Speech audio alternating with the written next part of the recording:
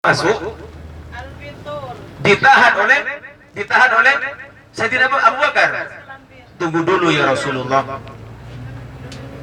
yang namanya gua pasti banyak hewan yang berbisa ya Rasul. Kalau cuma saya yang meninggal ya Rasul, kata Sayyidina Abu Bakar, paling cuma anak istri saya yang sedih.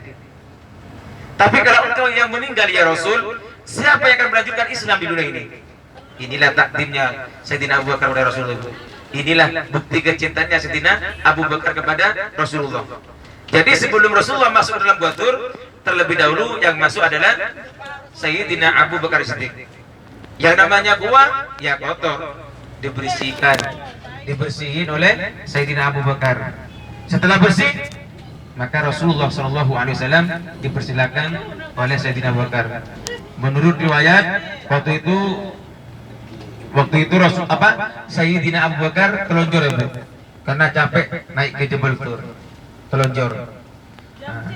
Dan juga karena Rasulullah itu kecapean, maka Rasulullah tidur di paha Sayyidina Abu Bakar. Itu ya, Bu. Berapa lama Rasulullah yang sembunyi dalam Gua Thur? 3 hari 3 malam. Mulai malam Jumat, Sabtu dan Ahad atau Minggu. Tahun 622 Masehi. Itu ya, Bu. Bayangkan, yang namanya dalam gua, waktu itu musim kemarau yang sangat panjang. Tentunya kalau malam gelap gulita di dalam gua, Bu. Kalau siang namanya batu panas. Kita saja berjalan di daratan datar pakai sandal masih panas, Bu. Apalagi waktu itu Rasulullah selama 3 hari 3 malam Rasulullah sembunyi dalam Gua Thur. Kalau malam gelap gulita, karena waktu itu tidak ada lampu, tidak ada lilin, tidak ada obor. Kalau siang panas, tetapi Rasulullah tidak menghiraukan. Demi cintanya kepada umatnya, demi imannya kepada Allah, apapun taruhnya pasti diperjuangkan oleh Rasulullah.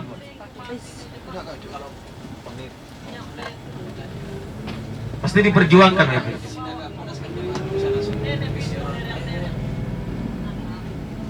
Bahkan waktu Rasulullah SAW sembunyi dalam Gua Thur selama 3 hari 3 malam bersama Sayyidina Abu Bakar, Rasulullah bersama Sayyidina Abu Bakar lagi-lagi hampir ketangkap. Karena orang kafir Quraisy ada yang sampai ke puncak Jabal Thur. Sayyidina Abu Bakar sudah melihat ke kaki orang kafir Quraisy. Seandainya orang kafir Quraisy waktu itu melihat ke telapak kakinya, Sayyidina Abu Bakar kelihatan. Waktu itu Abu Bakar, Sayyidina Abu Bakar kebingungan, ketakutan. Tetapi Sayyidina Abu Bakar yang dipikirkan bukan jiwanya sendiri, melainkan jiwanya Rasulullah. Rasulullah takut terbunuh. Maka waktu itu Rasulullah kebingungan menenangkan Sayyidina Abu Bakar. Wahai sahabat saya, kenapa engkau kelihatan bingung? Apakah kamu takut? Apakah kau merasa kita ini berdua? Kata Rasulullah. Terus yang ketiga siapa ya Rasul? Kata Rasul, Allah lah yang ketiga. La takhaf wa la tahzan, innallaha ma'ana, kata Rasulullah. Kamu jangan takut, jangan bingung, wahai sahabat saya. Allah akan menolong kita. Allah akan bersama kita. Maka setelah Rasulullah menyampaikan itu, Sayyidina Abu Bakar tenang, Ibu. Yang patut kita menjadi contoh, waktu Rasulullah dan Sayyidina Abu Bakar sembunyi dalam Gua Thur, waktu Sayyidina Abu Bakar menemani Rasulullah, Sayyidina Abu Bakar, Bapak Ibu, sampai digigit ular. Ada riwayat yang mengatakan digigit jengking, banyak riwayat. Tapi hadisnya yang muktamad, waktu itu Sayyidina Abu Bakar digigit ular, Bu. Tetapi waktu Sayyidina Abu Bakar digigit ular,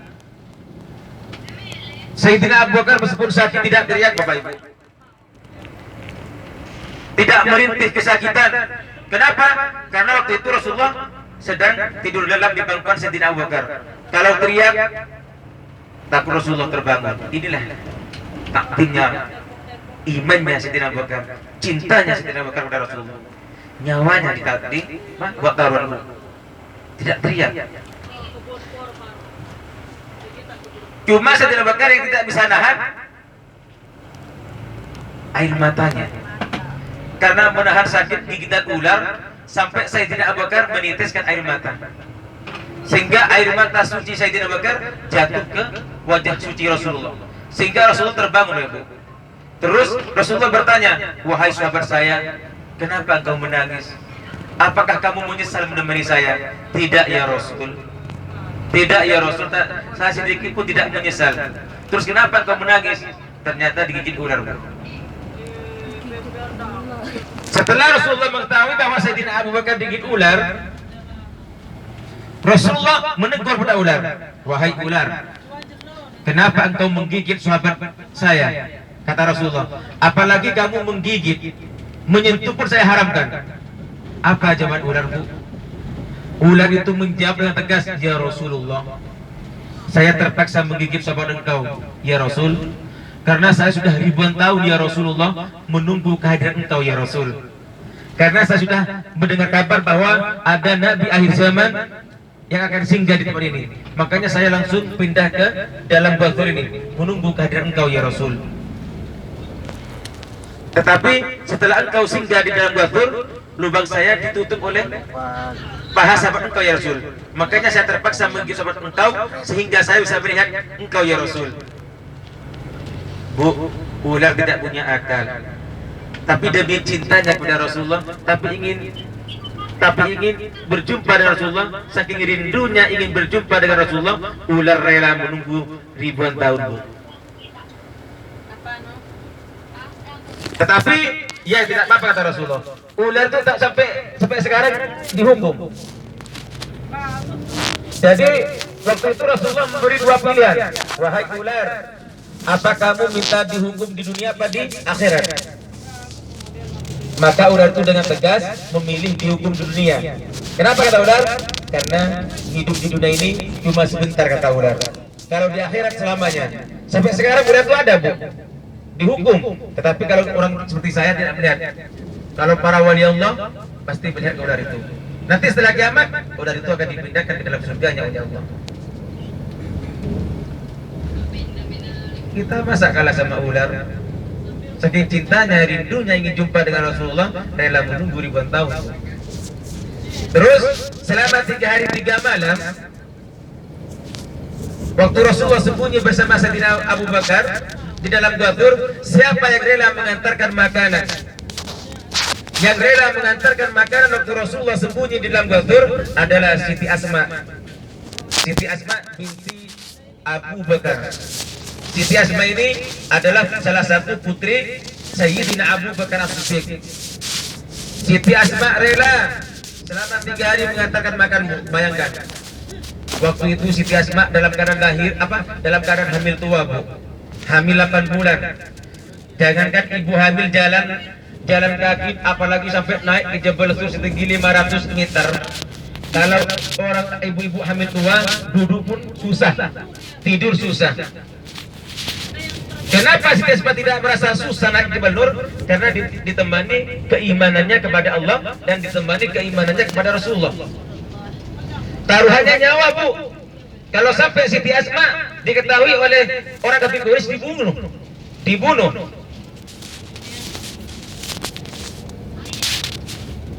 Yang mencari berita siapa? Waktu Rasulullah sembunyi dalam Ghadir, yang mencari berita siapa? Sayyid Abdullah bin Abu Bakar. Sayyid Abdullah ini masih keadaan balita dulu, sekitar umur 10 tahun. Sayyid Abdullah ini juga putra Sayyidina Abu Bakar. Jadi Sayyid Abdullah itu mundar mandir ke Masjidil Haram, balik lagi ke Jabal Tur. Kalau ada berita yang tidak enak, tidak baik, disampaikan kepada Rasulullah. Ada yang mengembala kambing waktu itu, Sayyidina Amir bin Humairah. Setelah 3 hari, Jumat, Sabtu, Ahad, malam Seninnya diperintahkan oleh Allah untuk berangkat ke hijrah ke tanah Madinah Rasulullah. Tapi waktu itu Rasulullah sangat berat, Pak. Waktu itu